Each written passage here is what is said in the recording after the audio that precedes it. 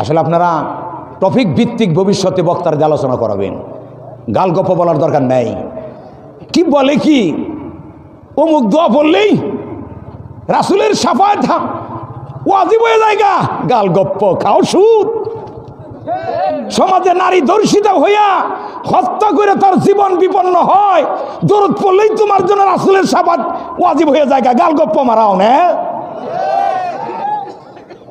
এ দরুদ তাদের জন্য যাদের সমাজ কোরআন দ্বারা চলে, কোনো নারী ইজ্জত হারায় না। যে সমাজের মানুষ কোরআনের বিধান পাওয়ার কারণে সমস্ত মানবিক অধিকার পায়, ওই সমাজে দরুদ পড়লে হবে কামে। সমাজ নামক গাড়ির ড্রাইভার সব বেনামাজি, তুমি দরুদ পড়ে জান্নাতে যাবা গা। কথা কয় না, আপনার বুঝে রাগ করছেন আমার? হ্যাঁ, আজকে সমাজ নামক গাড়ি ড্রাইভার কারা?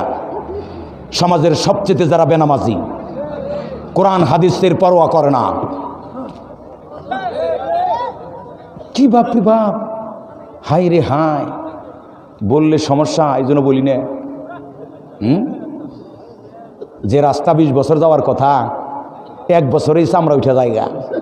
আজকে সমাজ নামক গাড়ির উন্নয়নের ড্রাইভার হলো আজকে সবচেয়ে খোদা বিমুখ তারা।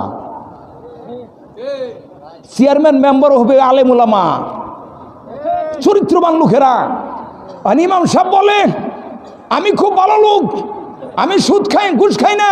আরে তোমার মসজিদে ঘুষ দিব কারা?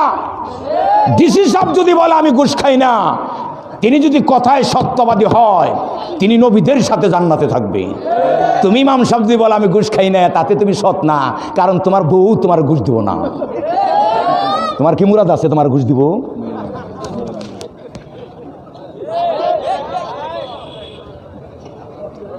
রাগ করেন?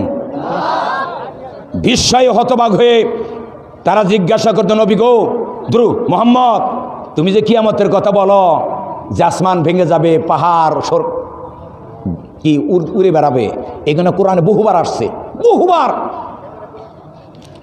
এটা কিভাবে হবে? এই প্রশ্নের জবাবে বলা হয়েছে এইভাবে, ওয়াইয়াস আলুনাকা আনিল জিবাল। নবী গো, এই পৃথিবীর মক্কার মানুষেরা পাহাড় সম্পর্কে তোমার জিজ্ঞাসা করে, কিয়ামত যখন হবে এই আকাশচুম্বী পাহাড় কি হবে?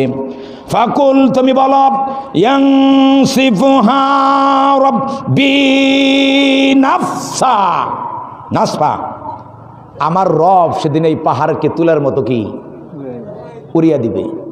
বিজ্ঞান কি? মধ্যাকর্ষণ সৃষ্টি নষ্ট করে দিলে এই সমস্ত বিল্ডিং কি 100 তলা 20 তলা 500 তলা পাহাড় পর্বতগুলো তুলার মতো উড়তে থাকবে। এটাই আজকে বিজ্ঞান। কথা বলে দিয়ে বলছে কি আরো, ফায়াদারুহা কান সফা, তখন এই জমিনকে আল্লাহ একবারে সমতল ভূমি বানিয়ে দিবেন।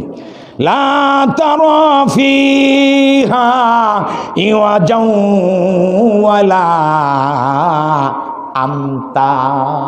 নবী গো, জমিনে তখন উঁচে নিচে কোনো বাস দেখবা না, একবারে রুটি। কন্তিটা কে নিকে করবো, আলোচনা এত করতে পারবো না। এইটাই কিন্তু কি হবে, হাসরের মাঠ হবে দুনিয়াটা। এখানেই কিন্তু আল্লাহর আদালত কায়েম হবে, এটাই কিন্তু বেহেশত বানানো হবে। কোরআন তাই বলছে, একবারে সরাসরি কোরআন। এই জন্য ইবনে আব্বাস থেকে বর্ণিত, এই পৃথিবীকে একটা মাঠ বানাইবার জন্য তাহলে কি করতে হবে বলুন তো? গোটা পৃথিবীর পাহাড় পর্বত ভাঙ্গে নদী ভরাট করে একটা দেশ বানাতে হবে। এখন পৃথিবীতে মহাদেশ কয়টা?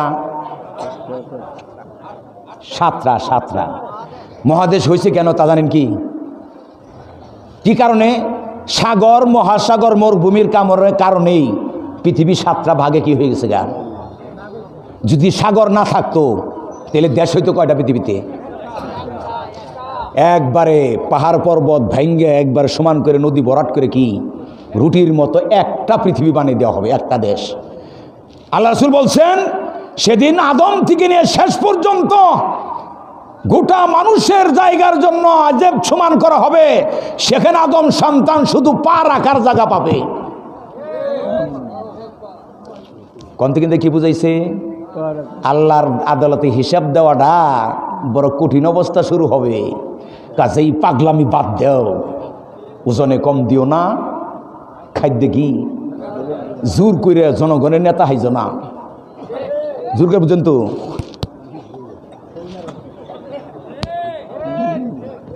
কয়টি কথা বুঝেন কি? আমি আর না বসে এগিয়ে যাবো, আমার শেষে গিয়ে আমি মাঝখানে গিয়ে একটু বেশি কথা বলবো। এ ব্যাপারেও আমি আর কথা না বলি, কারণ কত যে আয়াত, এই আয়াতগুলোর উপরে এখন আমরা কথা বলবো, পরবর্তী অংশের থেকে আমরা কথা বলবো। দেখেন এখন এখান থেকে আমি একটু বেশি কথা বলবো, বেশি কথা বলবো মানে কোরআনের আয়াতগুলো বেশি উপস্থাপন করব। দেখেন পরবর্তী আয়াত হলো এইভাবে 6 নম্বর, ইয়া আইয়ুহাল ইনসান, অর্থ কি? হে মানুষ। এনে মুসলমান বলছে, হিন্দু মানুষ না, খ্রিস্টান। কইলে ফুলপুর যে একটা গাড়ি অ্যাক্সিডেন্ট করছে, 3 জন মানুষ মারা গেছে আর 4 জন হিন্দু মারা গেছে। এসে 4 জন হিন্দু মারা গেছে, ওরা কি? কিন্তু হ্যাঁ বললো কি, ফুলপুর গাড়ি অ্যাক্সিডেন্ট করছে, 3 জন মানুষ মারা গেছে আর 4 জন হিন্দু মারা গেছে। হিন্দু কি? ও মানুষ না, বলাটা কি ঠিক হইল? তাহলে বলছেন হে মানুষ, তার মানে কি? ও গোটা পৃথিবীর মানুষ।